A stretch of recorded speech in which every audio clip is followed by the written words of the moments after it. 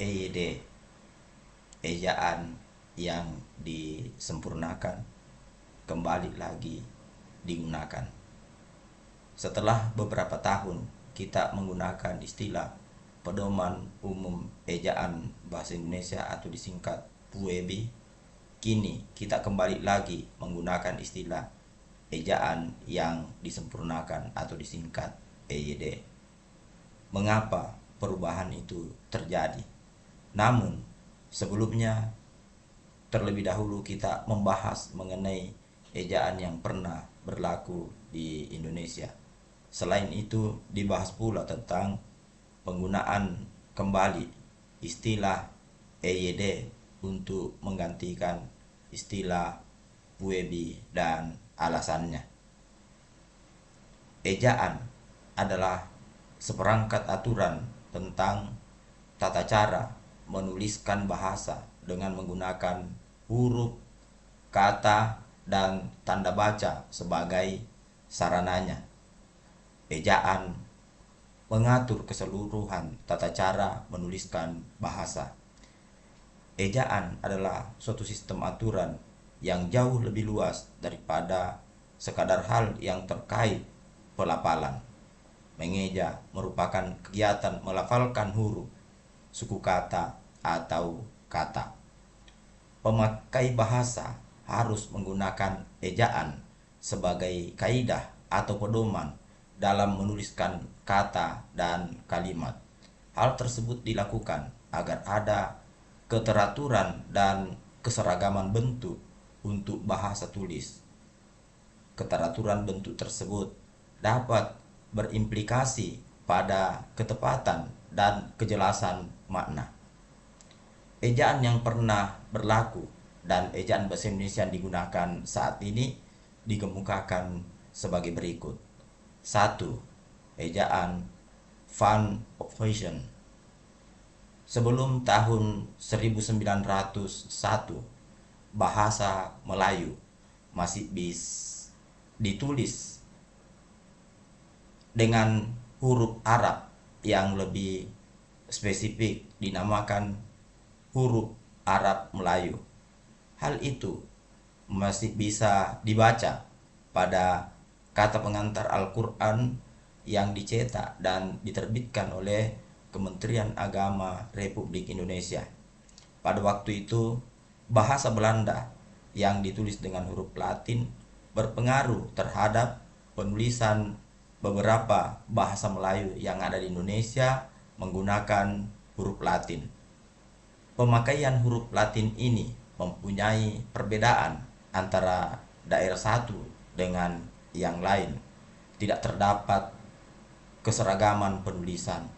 Untuk mengatasi hal tersebut, Van Ophuijsen, orang Belanda yang memiliki banyak pengetahuan tentang bahasa Melayu, berhasil menciptakan sebuah ejaan dalam huruf Latin untuk menuliskan bahasa Melayu.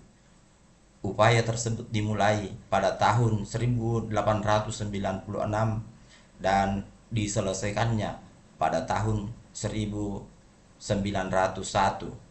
Hasil pemikiran itu disahkan oleh pemerintah Belanda dan dimuat dalam karangannya yang berjudul Kitab Logat Melayu. Sejak tahun 1901 itulah dimulai adanya keseragaman ejaan untuk menuliskan bahasa Melayu. Dalam merancang ejaan, Van Ophuijsen dibantu oleh Engku Nawawi, gelar Sultan Makmur, dan Muhammad Taib Sultan Ibrahim. Adapun hal-hal yang perlu diperhatikan di dalam ejaan Van Ophuijsen adalah sebagai berikut. Huruf Y ditulis J, huruf ejaan saat ini. Huruf J ditulis DJ. Huruf U ditulis UE, OE. Tanda dekritik seperti koma ain pada kata rakyat. 2. Ejaan Suwandi. Setelah beberapa tahun ejaan Van Ophuijsen digunakan, terlihat adanya beberapa kekurangan dan kelemahan Kekurangan itu terutama terdapat pada fonem-fonem yang merupakan fonem asing yang tidak dikenal dalam bahasa Melayu atau bahasa Indonesia. Misalnya fonem ain dan hamzah. Dalam Kongres Bahasa Indonesia 1 di Solo tanggal 25 sampai 28 Juni 1938 ada gagasan untuk menyempurnakan dan melakukan perubahan terhadap ejaan Pan-Opposition. Muncullah ejaan Republik atau ejaan Suwandi, nama Menteri Pengajaran Pendidikan dan Kebudayaan pada waktu itu, sebagai pengganti ejaan Pan-Opposition. Ejaan tersebut mulai digunakan pada tanggal 1 April tahun 1947 untuk surat menyurat oleh semua bagian jawatan yang masuk di dalam Kementerian Pengajaran, Pendidikan, dan Kebudayaan. Sebenarnya ejaan Suwandi adalah ejaan Pan-Opposition yang disederhanakan dengan perubahan kecil yang dianggap bermanfaat untuk pemakaian ejaan secara praktis. Hal-hal yang perlu diketahui sehubungan dengan penggunaan ejaan Republik yaitu A. Huruf OE diganti dengan huruf U. Bunyi hamzah dan bunyi sentak ditulis dengan huruf K seperti pada kata makmur, rakyat.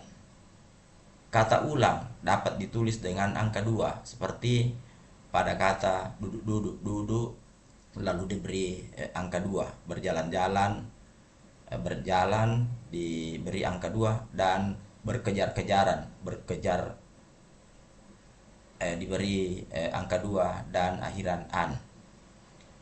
Awalan di dan kata depan di keduanya ditulis serangkai dengan kata yang mengikutinya, tidak dibedakan, dimakan dan di rumah misalnya. 3. Ejaan Melindo. Dalam pertemuan antara pemerintah Indonesia dengan pemerintah Persekutuan Tanah Melayu atau Malaysia yang berlangsung pada tanggal 4 sampai dengan 7 Desember 1959 telah diambil keputusan yang berupa pengumuman bersama ejaan Melayu Indonesia yang disingkat dengan ejaan Melindo. Dasar pemikiran ejaan Melindo sejajar dengan pembaharuan, yaitu keduanya berpegang pada satu fonem, satu tanda. Keputusan ini diprakarsai oleh Slamet Mulyana dan Syed Nasir bin Ismail sebagai ketua. Keputusan bersama didasarkan pada perjanjian kerjasama kebudayaan antara kebudayaan Indonesia dengan pemerintah Malaysia. Dalam pertemuan itu ditetapkan pemakaian ejaan Melindo akan diresmikan di kedua wilayah pemerintahan selambat-lambatnya bulan Januari tahun 1962. Sebelum ejaan Melindo diberlakukan, terjadi perkembangan politik yang kurang baik antara Indonesia dan Malaysia. Akibatnya peresmian penggunaan ejaan Melindo itu dibatalkan. 4. Ejaan Bahasa Indonesia yang disempurnakan. Ejaan Bahasa Indonesia atau disingkat EYD merupakan pembaharuan dari ejaan sebelumnya yang berupa pemaparan kaidah ejaan yang lebih luas dibandingkan ejaan terdahulu. Pemakaian ejaan ini diresmikan oleh Presiden Republik Indonesia Bapak Soeharto pada tanggal 16 Agustus 1972.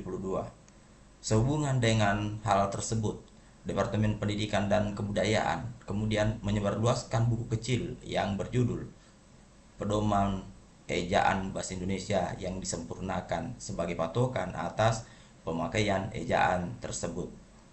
Pemakaian EYD memudahkan penutur bahasa Indonesia karena dilengkapi dengan buku Pedoman Umum Ejaan Bahasa Indonesia yang disempurnakan. Kemudian disusul pula dengan pemberlakuan Pedoman Umum Bahasa Indonesia yang disempurnakan dan Pedoman Umum Pembentukan Istilah yang diterbitkan pada tahun 1975. Kemudian diperbaiki lagi pada tahun 2009 dengan sesuai dengan Permendiknas nomor 46 tahun 2009. Hal-hal yang perlu diperhatikan pada EID ini diantaranya adalah A. Huruf J yang melambangkan Y ditulis menjadi Y. Huruf DJ yang melambangkan J ditulis menjadi J. Penggunaan di sebagai awalan dibedakan dengan kata depan. Kata November ditulis November, jadi fonem V. November menjadi November. 5. Pedoman Umum Ejaan Bahasa Indonesia atau PUEBI. Pada tahun 2015, pedoman penggunaan bahasa Indonesia diatur dalam Permendikbud nomor 50 tahun 2015 yang dikenal dengan Pedoman Umum Ejaan Bahasa Indonesia atau PUEBI. Selanjutnya pada tahun 2021 ditetapkan Keputusan Kepala Badan Pengembangan dan Pembinaan Bahasa Kementerian Pendidikan, Kebudayaan, Riset, dan Teknologi Republik Indonesia nomor 0321 garis miring I garis miring BS titik 00 titik 00 garis miring 2021 tentang Pedoman Umum Ejaan Bahasa Indonesia atau PUEBI. 6.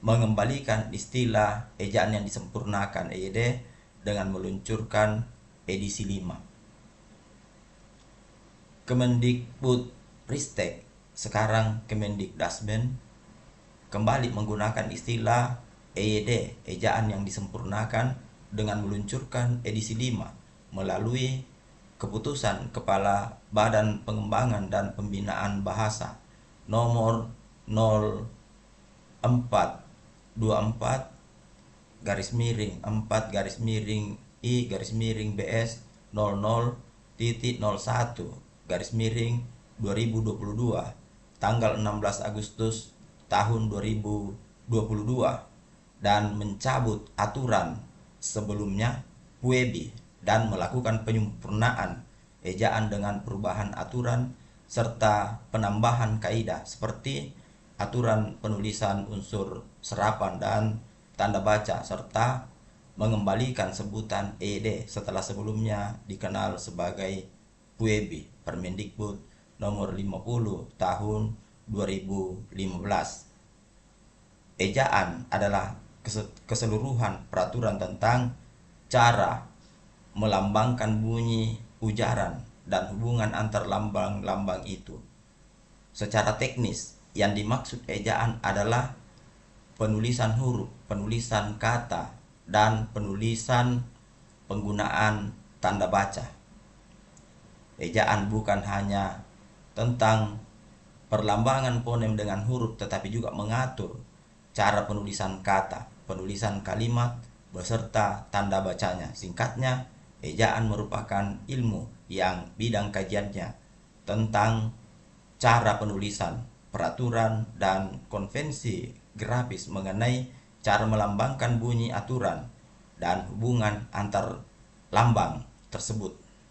Ejaan lebih ditekankan pada penulisan huruf, penulisan kata, penulisan kalimat, dan penulisan atau penggunaan tanda baca.